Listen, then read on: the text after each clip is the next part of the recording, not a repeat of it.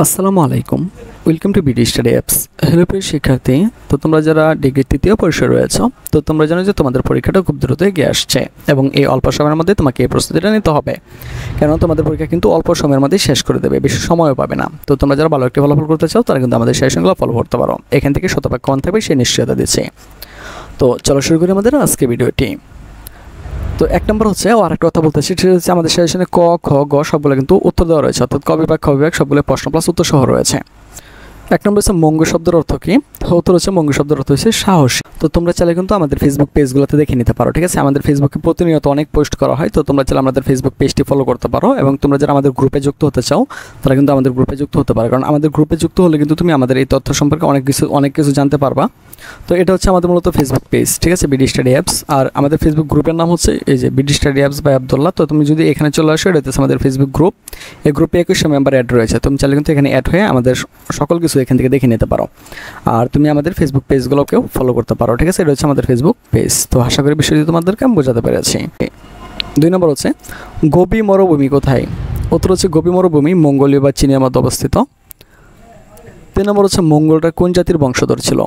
উত্তর হচ্ছে মঙ্গলরা হুন জাতির বংশধর ছিল। তো 4 নম্বর হচ্ছে মঙ্গু খান কে ছিলেন? উত্তর হচ্ছে মঙ্গু খান ছিলেন টুলি খানের পুত্র। 5 নম্বর হচ্ছে কুবলাই খান কে ছিলেন? তো এটার উত্তর হচ্ছে কুবলাই খান ছিলেন মঙ্গল সাম্রাজ্যের সর্বশেষ নরপতি। তো 6 নম্বর হচ্ছে ইলখানি বংশের প্রতিষ্ঠাতা কে? উত্তর হচ্ছে ইলখানি বংশের প্রতিষ্ঠাতা হচ্ছে হালাকু খান।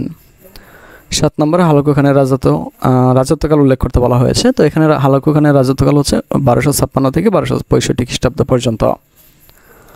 তো 8 নম্বর হচ্ছে ইলখানি বংশের সর্বশেষ শাসক কে ছিলেন? তো এটার উত্তর হচ্ছে ইলখানি বংশের সর্বশেষ শাসক ছিলেন গাজান খান। 9 নম্বর হচ্ছে জামি-উত তাওয়ারিক গ্রন্থটির রচয়িতা কে? তো উত্তর হচ্ছে জামি-উত তাওয়ারিক গ্রন্থটির রচয়িতা হচ্ছে রশিদউদ্দিন। 10 নম্বর হচ্ছে পর্বতের বৃদ্ধ ব্যক্তিটির নাম কি? তো এটার উত্তরটা হচ্ছে পর্বতের বৃদ্ধ ব্যক্তিটির নাম হচ্ছে হাসান বিন সাবাহ। 11 নম্বর হচ্ছে তৈমুর লং কত খ্রিস্টাব্দে ভারত অভিযান করেন? তো এটার উত্তর হচ্ছে তৈমুর লং 1398 খ্রিস্টাব্দে ভারত অভিযান করেন।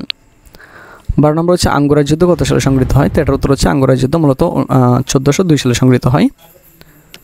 তো 13 নম্বর যে আমরা দেখেছি সেটা হচ্ছে মিশরে কখন মামলুক বংশ প্রতিষ্ঠিত হয়? তো এটার উত্তর হচ্ছে মিশরে 1250 খ্রিস্টাব্দে বা 50 সালে মামলুক বংশ প্রতিষ্ঠিত হয়। 14 নম্বর হচ্ছে মামলুক শব্দের অর্থ কি? আমাদের মনে রাখতে হবে যে মামলুক শব্দের অর্থ হচ্ছে কৃতদাস। তো 15 হচ্ছে মিশরে কত শ্রেণীর মামলুক ছিল? তো উত্তর হচ্ছে মিশরে 2 শ্রেণীর মামলুক ছিল। 16 নম্বর হচ্ছে আইন-ই জালুয়াতের যুদ্ধ সংঘটিত হয়েছিল কত খ্রিস্টাব্দে? তো এটার উত্তর হচ্ছে আইন-ই জালুয়াতের যুদ্ধ সংঘটিত হয়েছিল 1260 খ্রিস্টাব্দে। 17 নম্বর হচ্ছে সাহাবী বংশের প্রকৃত প্রতিষ্ঠাতা কে? তো এটা হচ্ছে উত্তর হচ্ছে সাহাবী বংশের প্রকৃত প্রতিষ্ঠাতা শাহ আব্বাস।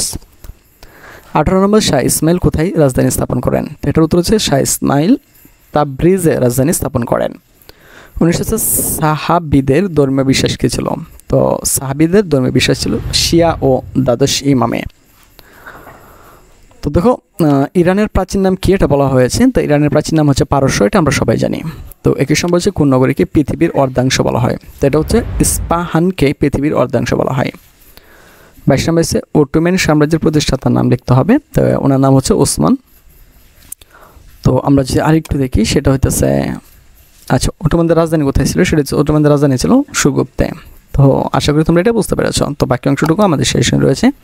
তো তোমরা যারা নিতে আগ্রহী তারা সরাসরি আমাদের সাথে কন্ট্যাক্ট করতে পারো। তো আজকে কিন্তু বিদায় নিচ্ছি, কথা হচ্ছে একটি নতুন ভিডিওতে। সে বন্ধু সকলে ভালো থাকো, সুস্থ থাকো এবং সাথে থাকো বিডি স্টাডি অ্যাপসের।